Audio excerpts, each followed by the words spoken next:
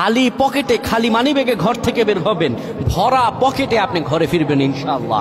আপনার মানিব্যাগের ভিতরে এই দোয়াটা পরে ফু দিবেন, যেখানে টাকা রাখেন এই দোয়াটা পরে ফু দিবেন, ইনশাআল্লাহ আল্লাহর দেয়া ধন ও সম্পত্তিতে সেই জায়গাটা পরিপূর্ণ হয়ে যাবে যদি আপনি এই দোয়াটা করতে পারেন। এক ভাই সৌদি আরবে থাকেন, উনি এই দোয়াটা পরে ফজিলত পেয়েছেন, আল্লাহর কসম করে বলেছেন উনি এটার ফজিলত পেয়েছেন। শুধু তাই নয়, পৃথিবীর বুকে অসংখ্য মানুষ আল্লাহর ওপর ইয়াকিন করে এই আমলগুলো করেছেন এবং ফলাফল পেয়েছেন। আপনিও পাবেন ইনশাআল্লাহ। আপনার মানিব্যাগে, আপনার যেখানে টাকা রাখেন সেই জায়গায় এই দোয়াটা পরে আপনি ঘর থেকে বের হয়ে যাবেন কাজের উদ্দেশ্যে, আল্লাহ তাআলা কাজ মিলিয়ে দিবেন। ব্যবসার উদ্দেশ্যে বের হয়ে যাবেন, আল্লাহ ব্যবসাতে সফলতা দান করবেন।